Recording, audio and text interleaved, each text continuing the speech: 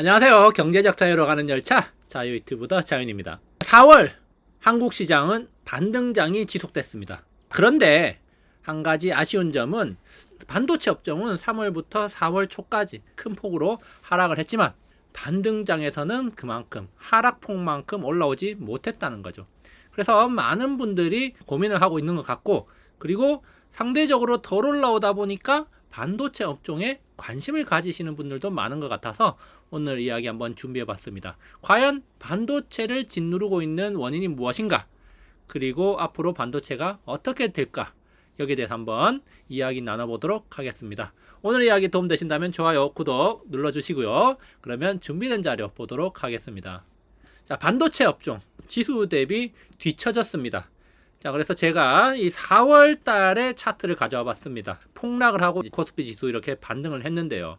자, 이 차트는 코스피 지수 2시간 120분 차트입니다. 여기 보면은 빨간색이 하이닉스고 파란색이 삼성전자인데, 자, 이렇게 마찬가지로 삼성전자도 큰 폭으로 하락하고 하이닉스도 큰 폭으로 하락을 했습니다.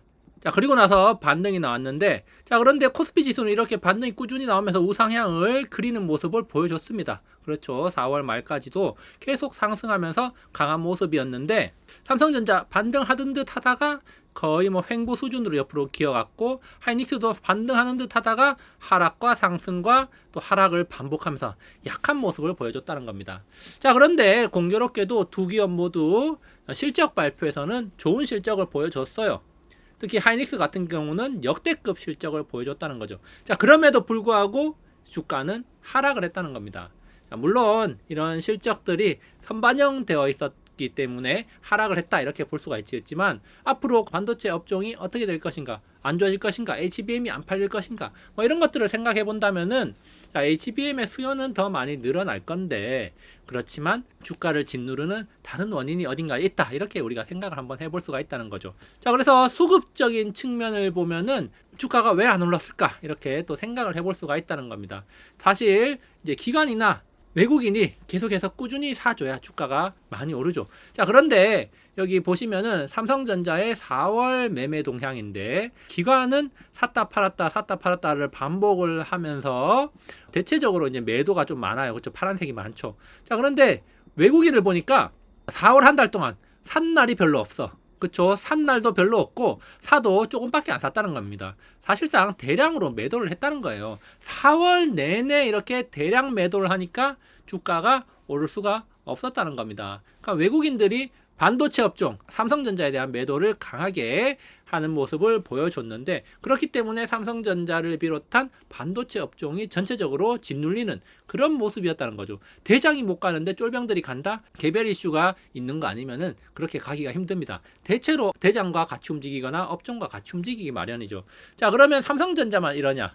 하이닉스도 마찬가지라는 겁니다. 하이닉스 매매 동향 보니까 외국인들 거의 파란색입니다. 파란색. 빨간 게 몇 개가 없어요. 4월 내내 사실상 매도를 했다고 보면 되고, 자, 기관들은 하이닉스를 좀 사긴 샀지만 대체적으로 매도하고 매수하고 엇갈리는 그런 모습을 보여줬다. 자, 4월 초에 크게 반등이 나올 때는 기관들이 좀 샀지만 그 이후에는 약간 오락가락하는 모습을 보였죠. 자, 그런데 이제 하이닉스는 또 한 가지 특징이 외국인들의 대량 매도라는 특징이 있지만, 자, 공매도도 보면은 하이닉스가 굉장히 공매도가 많이 들어오는 종목입니다.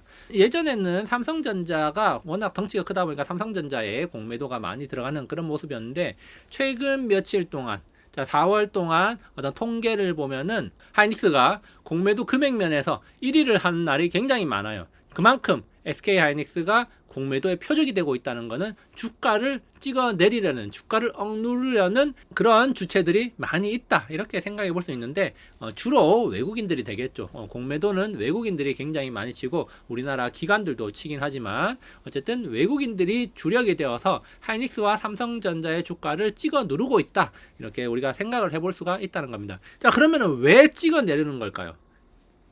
그쵸? 그걸 우리가 한번 또 생각을 해봐야 되고, 그러면은 5월에는 과연 오를까? 그것도 한번 생각해 봐야 됩니다. 그래서 과연 반도체 5월에는 오를 것인가? 이걸 한번 생각해 보자는 건데, 과연 5월에는 오를까요? 라는 질문을 한번 하기 전에 우리는 왜 반도체가 4월에는 좋지 않았을까? 왜 안 좋았을까? 이거를 한번 먼저 생각해 보자는 겁니다. 안 좋았던 이유를 한번 생각을 해보고, 자, 이것이 제거가 된다면은 오를 가능성이 높아지겠죠. 자, 그렇기 때문에 우리가 한번 생각을 해 보자는 겁니다. 자, 그래서 왜 안 좋았을까 한번 생각을 해보니까 관세 이슈가 있었다는 거죠. 관세 이슈가 있었는데 이 관세 폭탄 때문에 추락을 했어.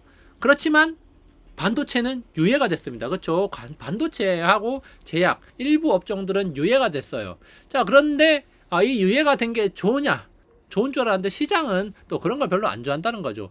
유예가 되고 나니까 언제 부과가 될지, 얼마가 부과가 될지 그걸 확실하게 할 수가 없다는 거죠. 그러니까 그런 리스크들이 특정한 수치가 제공이 되지 않기 때문에 그런 것들이 주가에 반영이 되지 못하고 있는 불확실성이 계속 남아있는 단계라는 겁니다. 자, 그런데 사실 제약 바이오 업종도 불확실성은 남아 있습니다. 제약 바이오 업종 그리고 반도체 업종 몇몇 업종들이 그 관세에 유예가 됐는데 미국에서도 사실은 여기에다가 관세를 붙이자니 미국 경제, 미국 인플레이션, 미국 기업들한테 피해가 너무 갈 수도 있다 이런 판단을 하고 있는 거죠. 그렇기 때문에 약간 시간을 두고 천천히 이제 정리를 하려는 그런 모습을 띠고 있다. 그렇지만 어쨌든 언젠가는 부과가 될 것이고 그 수치가 얼마가 될지 정말 높게 부과될지 낮게 부과될지 그건 알 수가 없기 때문에 불확실성이 굉장히 크기 때문에 심리적인 압박을 받고 있다 이렇게 생각을 할 수 있습니다. 그렇기 때문에 주가가 계속해서 억눌리고 있다는 거죠. 뭔가 이 불확실성이 해소돼 가지고 깔끔하게 정리가 되면은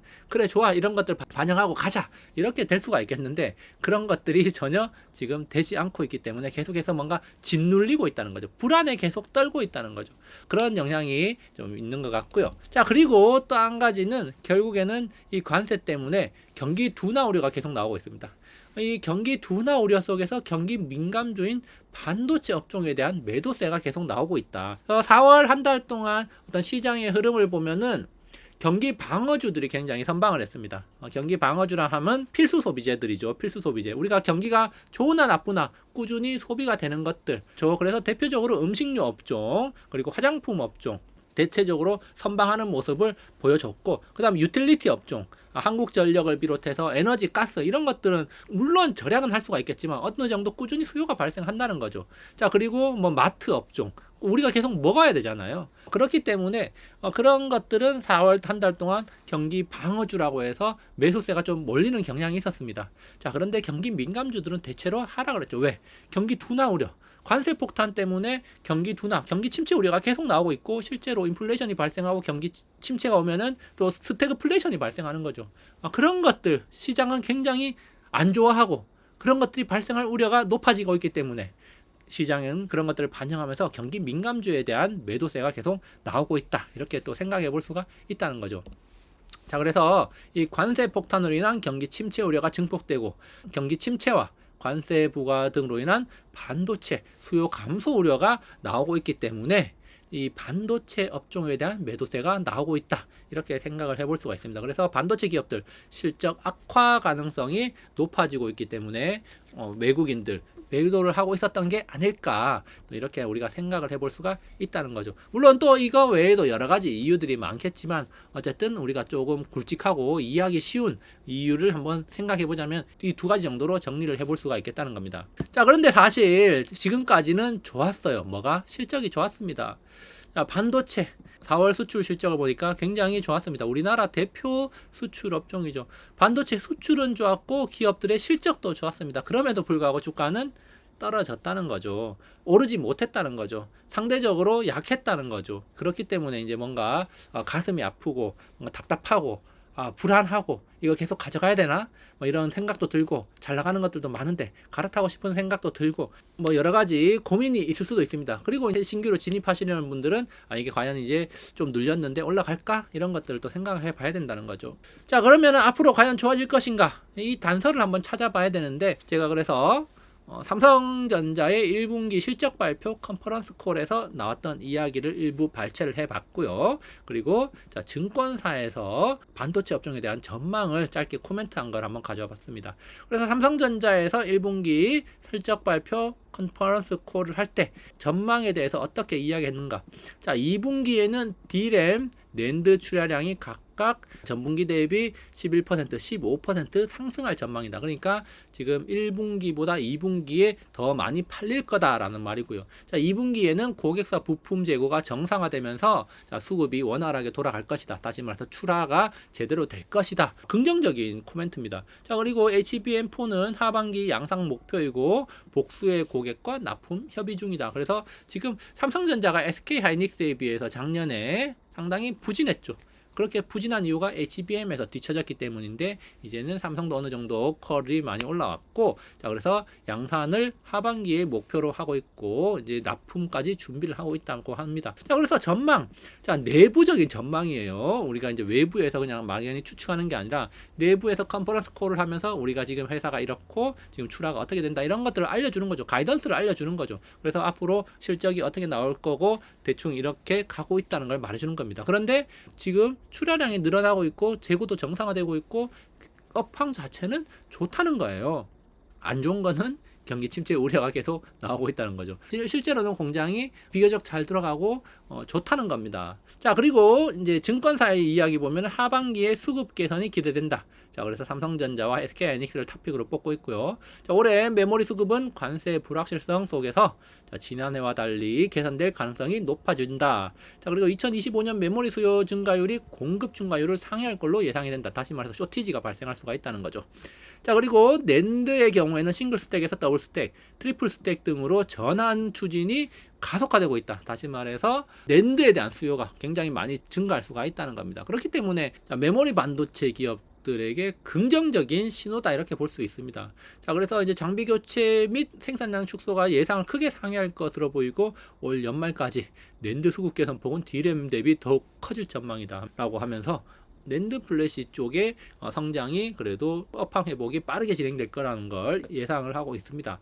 자 그래서 현재 주가 주가 수준은 관세 불확실성을 상당 부분 선반영하고 있는 걸로 판단된다. 그렇죠. 관세 앞서도 이야기했지만 관세 부과에 따른 불확실성이 굉장히 높기 때문에 뭔가 주가가 이러지도 못하고 저러지도 못하고 어떤 거를 반영해야 될지 모르니까 거의 뭐 최악의 수준으로 반영하고 있는 게 아닐까 이렇게 또 생각이 됩니다. 자 그래서 지금 여기 증권사에서도 관세 불확실성이 주가를 짓누르고 있다. 업황은 좋아지고 실적도 좋았다. 그렇기 때문에 지금 저평가받고 있다. 이런 평가를 내리고 있는데 그래서 지금 삼성전자와 SK하이닉스의 12개월 선행 PBR 보면은 삼성전자는 0.87배 그리고 SK하이닉스는 1.16배입니다. 자 그래서 과거에 삼성전자가 굉장히 많이 올라갔을 때 주가 선행 PBR은 1.5에서 거의 뭐 2.0 수준까지 올라갔습니다. 그러니까 낮게는 1.5까지 올라왔으니까 사실은 8만원 정도까지는 가야 정상이다 이렇게 볼 수가 있는 거예요. 이 선행 PBR 기준으로. 자 SK하이닉스 같은 경우는 자 2배 또는 1.5배였는데 지금 마찬가지로 1.16배에 머물고 있으니까 1.5배만 가져도 이렇게 30% 정도 상승 여력이 있다는 거고 삼성전자 같은 경우는 1.5배만 가도 한 60% 정도 상승 여력이 있는데 굉장히 지금 주가가 억눌리면서 저평가 받고 있다 이렇게 지금 판단이 되는 지점입니다. 자 그렇기 때문에 사실은 개인적으로는 삼성전자를 들고 계신 분들은 지금 팔아야 되나? 팔고 갈아탈까? 이런 생각이 드신다면은 사실은 개인적으로 좀 말리고 싶어요. 그냥 조금만 더 인내하고 그러면은 분명히 좋은 날이 오지 않을까 이렇게 생각이 되는데 어쨌든 지금 PBR이 1배도 안 되는 그런 상황입니다. 삼성전자 같은 경우는 SK하이닉스 같은 경우는 지금 1.16배로 1.5배 정도가 이제 역사적으로 약 고점 부근이었는데 거기까지는 좀 가져야 되지 않나 이렇게 또 생각이 되는 지점이고요. 그렇지만 이제 좋아질 일만 있는 것은 아니다. 관세 그리고 중국 이슈가 있는데 관세가 어떻게 결정되느냐에 따라서 충격 여부를 파악을 해야 되는데 개인적으로는 지금 거의 뭐 최악의 상황을 염두에 두고 있는 게 아닐까 시장은. 불확실하니까 뭐 긍정적인 거 했다가 갑자기 나중에 진짜 충격적으로 나오면 어떡합니까? 더 충격받죠. 그러니까 지금은 기대치를 좀 많이 낮춰서 주가 수준에 반영되고 있는 게 아닐까 이렇게 생각이 되고요. 그렇지만 미국과 중국이 반도체 분야에서도 지금 경쟁 중이라는 점에서 특히 이제 AI 관련해 가지고 반도체가 깊이 관여돼 있죠. 그렇기 때문에 미국이 한국, 대만, 일본 반도체 기업에게 높은 관세를 부과하지는 못할 것이다. 물론 중국에 수출하는 거는 통제를 하겠지만 미국에 가져오는 거에 대해서는 관세를 크게 부과하지 못할 것이다. 이렇게 이제 생각을 해볼 수가 있습니다. 왜냐하면은 어쨌든 미국은 한국, 그다음에 일본 그리고 대만과 협력을 해야 돼요. 그래서 미국에다 공장을 지으라고 압박을 주고 있지 않습니까? 그런 식으로 이제 협력을 해야지 중국과의 경쟁에서 이길 수 있기 때문에. 근데 이제 중국은 지난 2018년 무역 전쟁 때부터 미국에 이제 제재를 받고 그러니까 어떻게 했습니까? 반도체 굴기가 계속 진행된 거예요. 그래서 벌써 이제 7년 정도가 지났지 않습니까? 그러니까 어느 정도 성과가 나오고 있다는 거예요. 그래서 사실 이거 부분은 굉장히 우려스러운 점입니다.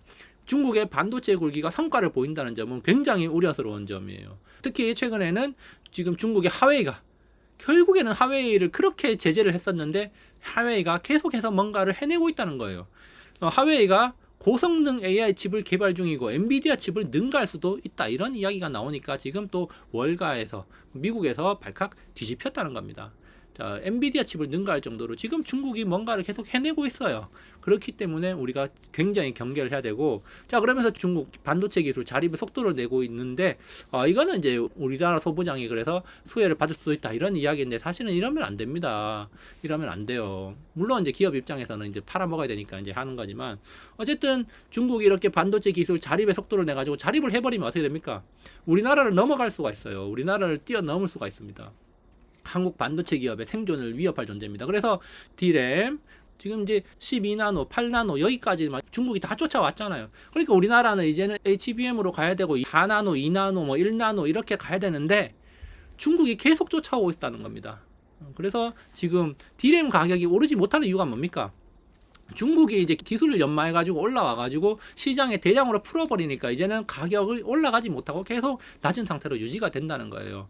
그래서 지금 이제 하이엔드 제품에 삼성전자도 집중을 할 수밖에 없는 그런 상황이고 SK하이닉스는 빠르게 전환을 해가지고 지금 엔비디아와 협력을 해가지고 그나마 생존을 하고 있는데 우리나라 반도체 기업들 굉장히 지금 중국에게 따라잡히면서 위기의 순간이 몇 년 내로 다가올 수도 있다 이렇게 또 생각해 볼 수 있습니다. 과거에 조선업이 중국 조선업이 커지면서 우리나라 조선업이 고사 직전까지 간 적이 있지 않습니까? 그런 상황이 다시 나중에 올 수도 있다는 거예요. 그렇기 때문에 우리는 이 점은 굉장히 경계를 해야 되는 문제다 이렇게 생각을 해보고요. 자, 그래서 이제 결론 정리를 해보자면은 자, 관세 불확실성이 남아있지만 긍정적인 전망이 나오고 있다는 점은 좋다. 업황 개선에 대한 이야기 그리고 개인적으로 관세가 그렇게 심하게 부과되지는 못한다. 왜? 미국도 한국의 반도체를 필요로 하기 때문에 관세를 크게 못 때릴 것이다 이렇게 생각해 보고요. 자, 그래서 관세가 만약에 좋게 나온다면 베스트 시나리오로 갈 수가 있을 것이다.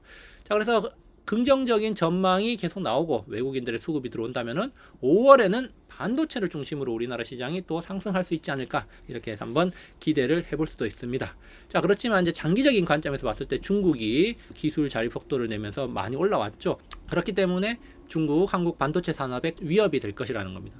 반도체 굴기를 이미 오래전부터 했었고 그것이 이제는 가시적인 성과 그리고 한국을 위협할 정도까지 지금 쫓아왔다는 점 우리가 조금 경계를 해야 될 부분이 아닌가 이렇게 생각을 해봅니다. 자, 그래서 오늘 이야기 여기까지 한번 준비를 해봤고요. 오늘 이야기 도움되셨다면 좋아요, 구독 눌러주시기 바랍니다. 다음에도 유익한 영상으로 찾아오도록 하겠습니다. 감사합니다.